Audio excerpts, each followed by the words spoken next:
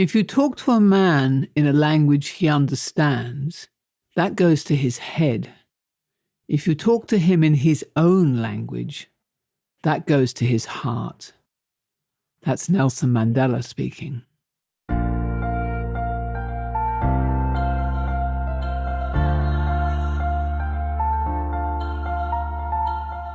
This is Walking Your Talk, a personal development podcast about leadership, authenticity, and courage. I'm Carolyn Taylor, and I've spent my life working with leaders in organizations on how to change their culture. But this is much more personal. If you want to be known as someone who walks your talk at work and beyond, then this podcast is for you.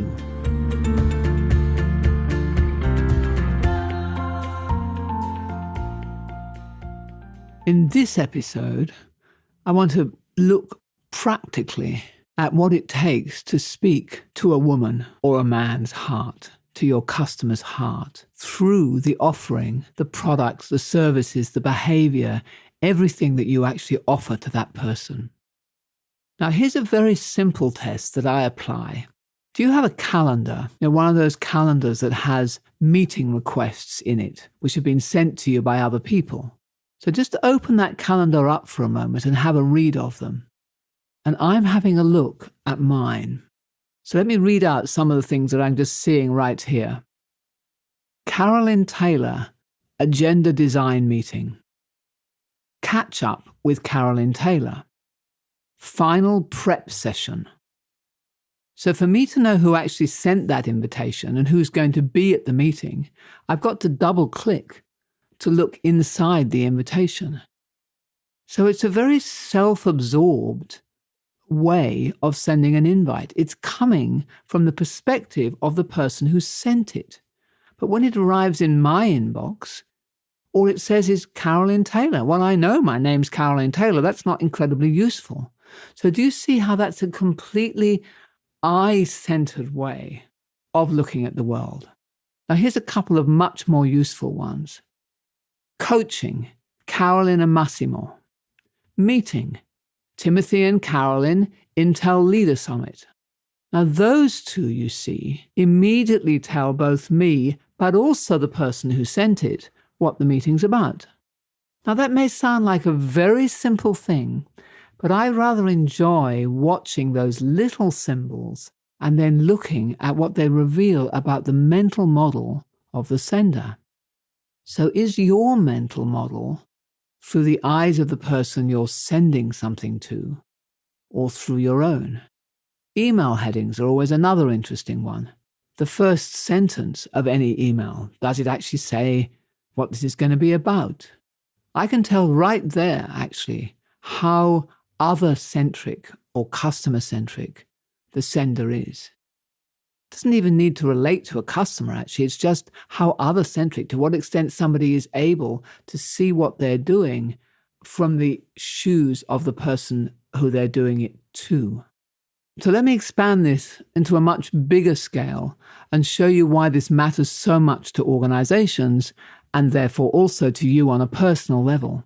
Let me take you back to the 1990s, which for some of you I know is going to be a long way back. I worked at that time with a brewing company, and they loved their beer. Oh my goodness, they slept and dreamt and thought about beer all day long. And they were very competitive. So, they were always trying to sell more beer than the competition, and they would focus on how they could improve their product and ask drinkers what sort of beer they would like and make adjustments, and then ask drinkers again what sort of beer they would like, etc., etc. And little time after I met them, the volumes of beer started to drop. They weren't selling as much beer. What had happened? It took them a while to work it out. Now, those of you who remember the 90s, when I tell you, will understand. What was actually happening was people were starting to take ecstasy and other drugs when they went out. They were going out clubbing, and when they were high, they didn't want to drink beer, they were drinking water. But my client was so centered on their product, on their beer, with their passion, that they didn't perhaps understand the role that beer played in their customers' bigger life, which was that customers at the end of the day, end of the week, wanted to go out and get out of it a bit. Whether it was alcohol or drugs, each had a place. But beer was a means to that end of having a good time, and there were alternatives. So that self-absorption that the client had, their tendency to look at their production challenges or their product refinements, meant that they didn't have the empathy to see the whole picture of the client's life. So what was the end of that story? The end was that they actually started developing more craft beers. They went more into restaurant drinking, presumably because in restaurants you really would be having to drink alcohol rather than take anything else. Home drinking, and less in these kind of venues where people might be wanting to do other things. And they also moved into wine. So they moved on. But what does that mean for you?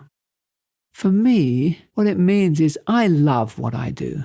I love personal growth. I love culture with the same passion as that client loved their beer. And it's the center of my working life and has been all my career. So for me, every problem can really be solved by having more of that, more culture, more personal development. Because if you like, I have a hammer, I will see every problem as needing that nail to solve it. But in my client's world, personal growth and culture is one of many, many things that matters to them. And what I offer them has to fit into all of that. I can be a very important ingredient in key moments, but for much of the time, they don't think about me or personal growth or culture. But the more self-absorbed I am, the less I will be empathetic and understand that whole world in which they live and into which I need to fit. And when you start seeing the world in that way, what you realize is that there are particular elements of what each of us have to offer our customers, whether we're internal providers of service to some of our colleagues or whether we have direct contact with external customers. And if a competitor fulfills one of those elements better than we do, then the customer will move there. Pharmaceutical companies spend years and years and millions, sometimes billions of dollars developing a particular drug. And we worked with one who had this truly superb drug, which reduced a particular form of a degenerative disease which led to blindness. The tests were excellent, the product was the best, it was highly effective. It had to be injected into the eye once a month. And then there was another product that came onto the market that only had to be injected once every 6 months. You and I both know the reaction that we have when I say injected into the eye. There's a sort of a shudder, right? I get that sort of shudder. So just knowing that I only had to inject every 6 months would be hugely attractive.